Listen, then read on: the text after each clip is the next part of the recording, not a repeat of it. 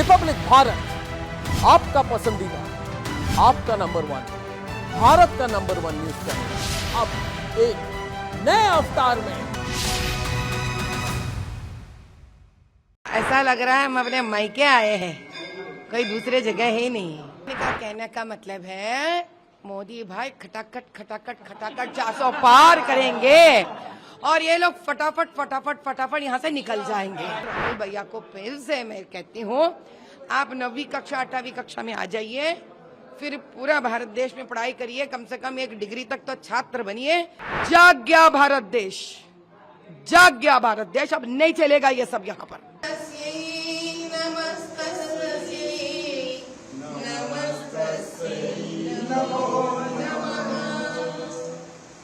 जय मां शक्ति की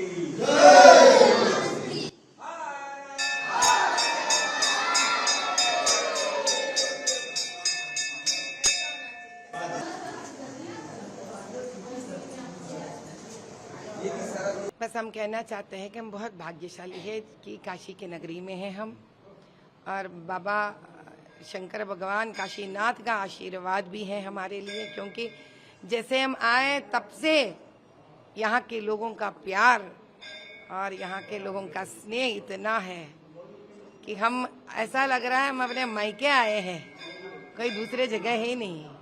इतना प्यार और इतना जोश, जिस प्रकार से सूरज का गर्मी ऊपर निकलते जा रही है, इतने ही इनके अंदर ऊर्जा प्रधानमंत्री के लिए बढ़ता जा रहा है।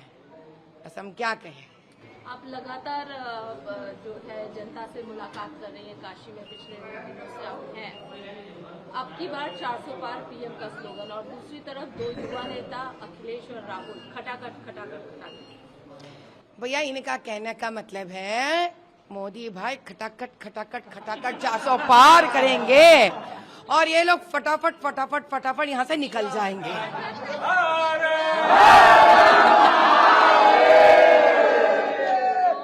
इस बार इलेक्शन में हमने देखा कई सारे मुद्दे हैं, खासकर आरक्षण एक मुद्दा जो बहुत ज्यादा हो रहा है। नड्डा जी ने कल भी साफ तौर पर कहा कि धर्म के आधार पर कोई आरक्षण हम नहीं देंगे। राहुल गांधी कहते हैं कि 50% कैप जो है आरक्षण से हम हटा देंगे। दिल से, जान से, खून से हम कॉन्स्टिट्यूशन की रक्षा करेंगे।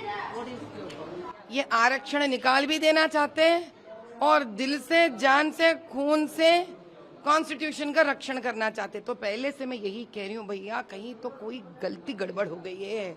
राहुल भैया की पढ़ाई में कहीं तो गड़बड़ हो गई है। असल भारत देश में हर बच्चा जो भी एक ऐसे स्तर पर आता है जहां वो कॉन्स्टिट्यूशन के बारे में अगर पढ़ा होता तो ये 2 मुद्दे एक ही जगह नहीं रह सकते हैं। आप आरक्षण निकाल भी देना चाहते हो और कॉन्स्टिट्यूशन का संरक्षण भी करना चाहते हो, तो ये मुद्दा वही कह सकते हैं जो इस देश के नहीं हो सकते हैं। तो राहुल भैया को फिर से मैं कहती हूँ, आप 9वीं कक्षा 8वीं कक्षा में आ जाइए, फिर पूरा भारत देश में पढ़ाई करिए, कम से कम एक डिग्री तक तो छात्र बनिए, तब आपको क्लैरिटी रहेगा कि इस देश का आरक्षण उसी प्रकार से होना चाहिए जिस प्रकार से कॉन्स्टिट्यूशन हमसे कहती है। तब जाकर कॉन्स्टिट्यूशन को दिलो जान से आप संरक्षण कर रहे हो। तो कहीं ना पढ़ाई में बहुत गलती हो गई है उनसे, बेचारे वो क्या कर पाएंगे, उनका तो माता पिता की जिम्मेदारी होती है ये। तो दूसरी तरफ अखिलेश यादव कह रहे हैं कि 140 भी आप लोग सीट नहीं ला पाएंगे, क्रॉस ही नहीं कर पाएंगे। पूरे कॉन्फिडेंट है विपक्ष इस बात को लेकर। हाँ, तो इसके बारे में मैं एक बात बताना चाहती हूँ। अखिलेश जी को काफी गर्मी है, हम समझ सकते हैं भैया। दिन दहाड़े अगर आप काम कर रहे हो इतना तो नींद आ जाएगी, और जब दिन में आप सो जाते हो तो इसी प्रकार के सपने आते रहते हैं। लेकिन समझ जाइए, दिन के सपने कभी सच नहीं होते हैं, और ये सपने में आप ऐसे रहोगे तो अब बहुत मुश्किल हो जाएगी खुद के लिए। जाग जाओ, सुबह के दिन के सपना देखना बंद कर दो। 400 पार वैसे ही हो जाएगा, लेकिन आप बड़े मायूस हो जाएंगे। पीएम ने मेडिटेशन का डिसाइड किया है, जाने वाले हैं, लेकिन विपक्ष चुनाव आयोग पहुंच चुका है। मॉडल कोड ऑफ कंडक्ट की अवहेलना की जा रही है। इस वजह से ये कह रहे हैं कि डायरेक्ट और इनडायरेक्ट किसी भी तरीके का एडवर्टीजमेंट नहीं होना चाहिए। अरे वाह, तो अभी ये लोग हमारे खाने पर, पीने पर, भगवान सांस लेने पर, भगवान का नाम लेने पर ये कौन से बना रहे कॉन्स्टिट्यूशन? यहाँ फंडामेंटल राइट है भाई हमारा 21A के तहत we have fundamental right to religious expression. ये मैं कह रही हूँ ये लोग भोकला गए हैं, इनका मानसिक संतुलन बिगड़ गई है। तो ये लोग समझ नहीं पा रहे कि मोदी जी को क्या कर कर रोके। मोदी जी अपने आप हैं, अगर जिस दिन ये इस्तेमाल करना चाहेंगे उस दिन ये लोग ठहर भी नहीं पाएंगे, बोल भी नहीं पाएंगे। तो सभी का अपना अपना हक बनता है। जैसे कि हम इधर आए हैं, शंकर भगवान माता रानी का नमन करे हैं, ये क्या अब हमसे अपना धर्म को भी छीन के उखाड़ के फेंक देंगे? सुनो भाइयों, या प्रधानमंत्री जी का अपना मेडिटेट करने का, ध्यान करने का हक भी निकाल के फेंकना चाहते हैं। अभी इनके हाथ भारत देश पता नहीं क्या हो जाएगा। क्या हमने तो कभी किसी से नहीं कहा है क्या आप मस्जिद मत जाओ, आप दरगाह मत जाओ? हमने तो नहीं कहेंगे, ना कहा है ना कहेंगे। ये इंसान का अपना स्व विषय है, अपना खुद का विषय है ये, इसमें तो किसी का कोई हक नहीं आता इसके ऊपर रोक रखने के लिए। और इस विचार से ये लोग आगे बढ़ रहे हैं कि एक व्यक्ति को, प्रधानमंत्री से पहले वो इस देश के नागरिक हैं, हर नागरिक का हक है ध्यान करना, भगवान के पास जाना। ये तो हद पार कर लिए ये लोग। आपने बात की मस्जिद मत जाओ, दरगाह मत जाओ और तमाम, लेकिन नहीं मत जाओ नहीं कह रही हूँ, मत जाओ आपने रोका नहीं, हमने नहीं रोकेंगे।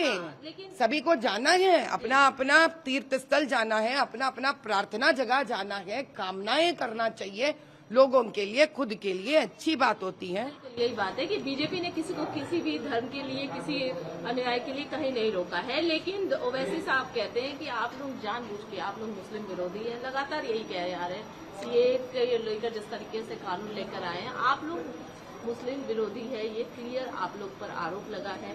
इस इलेक्शन में आप लोगों के पास कुछ नहीं रहा, पीएम के पास कुछ नहीं रहा, धर्म को मुद्दा बनाया गया, कैसे देखते हैं? भैया पहले हम ये की कहेंगे असदुद्दीन से, आप इधर आकर या नेशनल लेवल पर आप जो मुद्दे उठा रहे हो ना, शायद यहाँ के लोगों को नहीं पता, तो हम इनको बता देते हैं कि सबका साथ सबका विकास नारा लगाने वाले प्रथम प्रधानमंत्री हमारे मोदी जी हैं। ट्रिपल तलाक हटाकर मुसलमान औरतों का संरक्षण करने वाले प्रथम प्रधानमंत्री हमारे मोदी भाई हैं। यूसीसी के तहत मुसलमान बहन को भी अपना हक मैके में दिलाने वाले प्रथम प्रधानमंत्री हमारे मोदी भाई हैं। विदेशी मुसलमान जो खुद के इस्लाम देशों से निकलकर, वहां से फेंके हुए लोग निकलकर भारत देश में आकर हमारे मुसलमान भाई बहनों का रोटी छीनने वालों का बंद करने वाले हमारे प्रथम प्रधानमंत्री मोदी भाई हैं। और जो असदुद्दीन ये सारे बात करते रहते हैं ना, मैं कहती हूँ पहले उनके कॉन्स्टिट्यूएंसी जाइए, गली गली मोहल्ला मोहल्ला जाइए, आप खाना खा नहीं पाएंगे। आप वो देखने के बाद 40 साल उनसे राज कर रहे हैं वहां पर, ना कोई मुसलमान खुश है ना कोई हिंदू खुश है वहां पर। पहले भैया खुद का जगह साफ करना सीखो। माधवी में बहुत कंट्रोवर्सी रहा आपका हैदराबाद का इलेक्शन, आपके नाम पे कभी आपने धनुष उठा लिया तो वो न्यूज बन गई, कभी ये कहा गया कि आपने बुर्का हटा के देखा, जब हालांकि आपने आधार कार्ड के देखा था, लेकिन बहुत सारी कंट्रोवर्सी हुई, कैसे देखते हैं इसका मामला? तो मैं रमजान के तहत हजरत अली साहब के जुलूस में गई, उसका तो किसी ने कोई हमारे हिंदू भाई कंट्रोवर्सी नहीं किया ना। ये है हिंदू, किसी ने कंट्रोवर्सी नहीं किया है। हम गए थे चार मीनार के बीचों बीच मदीना चौरस्ता में, रमजान के वक्त हजरत अली साहब का जुलूस में हम थे। किसी भी हिंदू ने उसके ऊपर एक भी बात नहीं की, शब्द कही, ना किसी भाजपा के कार्यकर्ता ने कही, ना हमारे किसी नेता ने कही। ये है सनातन धर्म, हम सबको अपनाते हैं। ये और वहां पे और वहां हमको न्योता देने वाले अपने शिया भाई हैं, वहां हमको न्योता देने वाले हमारे शिया भाई हैं। तो भैया मैं बताती हूँ, ये असदुद्दीन जो है ना, ये लोगों को डर लगने लग गया क्योंकि उनके नीचे का जमीन खींच लिया जाएगा, क्योंकि अब मजहब के नाम पे ये देश नहीं चलेगा। ये सबका साथ सबका विकास के नारे पे देश ये चलेगा। इसी से डर जाते हैं ये लोग, तो बार बार बार बार ये मुद्दा उठाकर वो लोग समझते हैं खुद का मुसलमानों का वोट्स पोलराइज करेंगे, लेकिन ये ऐसा नहीं होगा, क्योंकि आज इस देश का मुसलमान जान गया है, भारत देश का हर मुसलमान ये बात जान गया है कि वो भी इस भारत माता का बच्चा है जितना इस हिंदू इस भारत माता का बच्चा है, और इन दोनों का हर प्रकार का संरक्षण करने वाले बड़े भाई हमारे नरेंद्र मोदी जी है। सबका साथ सबका साथ 40 साल का किला ओवैसी जी का भेद पाएंगे हैदराबाद में, क्या लग रहा है आपको? कितनी कॉन्फिडेंट है? हम 100% कॉन्फिडेंट है। अगर जिन जिन गड़बड़ों के वजह से अगर इधर इधर होता है तो हम कोर्ट तक जाकर फिर से हल निकाल के रहेंगे, लेकिन इसी साल हैदराबाद हमारा होकर रहेगा।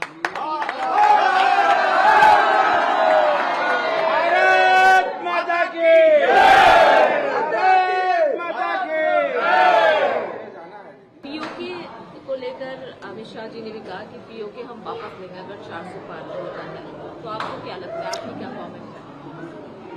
2024 के सरदार वल्लभ भाई पटेल है हमारे अमित भाई। तब सरदार वल्लभ भाई पटेल ने आकर रजाकारों से हैदराबाद का विमुक्त करवा दिए, दक्कन का विमुक्त करवा कर भारत में विलीन कर दिए, और आज के सरदार वल्लभ भाई पटेल जी जो अमित भाई हैं, इसी प्रकार से पीओके को भी विमुक्त करेंगे और भारत देश में विलीन कर कर हमारे भारत माता का ताज लेकर आएंगे, मुकुट उनका लेके आएंगे। अंतिम सवाल, एक सवाल हमेशा विपक्ष की तरफ से होता है कि राम मंदिर को आप लोगों ने इशू बनाया, राम को, प्रभु श्री राम को पॉलिटिकल गेन के लिए आप लोगों ने यूज किया। एज यू आर ऑल्सो, आप एक हिंदुत्व लीडर के रूप में जिस तरीके से आप उभर रहे हैं, आपका क्या कहना है इस पूरे मामले में? हिंदुत्व लीडर बोल रहे हैं आप, तो किसी न किसी मजहब में तो मुझे जन्म लेना पड़ेगा ना, तो कौन सा मजहब में लेने के बाद आप बोलोगे मजहब का नाम नहीं लोगे मेरे साथ, बताइए। आज का ये भी पाप हो गया हमारे लिए कि हम हिंदू जन्म लिए, बार बार हिंदुत्व हिंदुत्व हिंदुत्व बोलते हैं आप। तो अमीर के पास जाके बोलिए आप अमीर है, अमीर है, अमीर है, अमीर है, तो गरीब के पास भी जाके बोलिए आप गरीब है, गरीब है, गरीब है, गरीब है। कम से कम बच्चा जो बेचारा गरीब दलदल में है पूरा भारत देश और विश्व जानेगा। अरे यार, ये तो गाली का जैसा हो गया हिंदू बनना। क्या हिंदू हिंदू हिंदू हिंदुत्व? आप पूछिए हमसे हमारे नाम से, माधवी जी आप क्या समझते हैं इसके बारे में? हम तो किसी मुसलमान के पास जाके नहीं कहते आप मुसलमान है, मुसलमान है, मुसलमान है, मुसलमान है। ये क्या मजहब का नाम लेकर इंसान का आप इतना तौहीन कहते हैं ना, आप नीचे गिरा रहे हैं इंसान को। भाई हम आपसे एक ही बात कहते हैं, जिस दिन ये लोग बाबरी मस्जिद का मुद्दा उठाए, जिस दिन ये लोग ज्ञानवापी का मुद्दा उठे, तो ये लोग पॉलिटिक्स नहीं बना रहे थे उस मुद्दे से। कौन तोड़ा है इन मंदिरों को?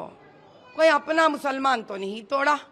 इस भारत देश में जन्मा मुसलमान तो नहीं तोड़ा, क्योंकि कभी भी भारत देश में जन्मा मुसलमान नहीं करेगा ये काम। ये क्या उस विदेशियों ने, मुगलों ने, आप उनका साथ देते हो? क्या है असद का दर्द, तकलीफ मुझे समझ में नहीं आता।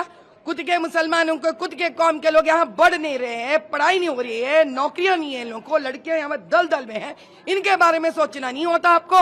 बार बार आप रोहिंग्यों के बारे में बात करते हो, पाकिस्तान से टेररिस्ट के बारे में बात करते हो, मुगलों के बारे में बात करते हो। जाग गया भारत देश, जाग गया भारत देश, अब नहीं चलेगा ये सब यहाँ पर। 2019 के फरवरी में मैंने रिपब्लिक भारत शुरू की। इतनी सपोर्ट मिली हमारे राष्ट्रवादी चैनल को कि 1 साल के अंदर भारत का नंबर 1 चैनल हो गया। उसके बाद कई लोगों ने मेरे खिलाफ और रिपब्लिक मीडिया नेटवर्क के खिलाफ साजिश की। वो तो सब आप जानते हैं दोस्तों, दोहराने की जरूरत नहीं। आज मैं उन सब लोगों को कहना चाहता हूं कि रिपब्लिक भारत एशिया के सबसे बड़े न्यूज़ रूम से ऑपरेट करेगा और एशिया के सबसे बड़े स्टूडियो कॉम्प्लेक्स, जिसको हमने संघर्ष और तपस्या से बनाई है। और आज मैं ये भी कहना चाहता हूं कि जितने मेरे शुभचिंतक हैं, जिन्होंने सोचा था कि अर्नब गोस्वामी को रिपब्लिक भारत से दूर कर देंगे, उन्हें फिर से सोचना पड़ेगा, क्योंकि मैं अर्नब गोस्वामी कभी रिपब्लिक भारत नहीं छोड़ सकता और रिपब्लिक भारत पे ही मैं वापस आ रहा हूं।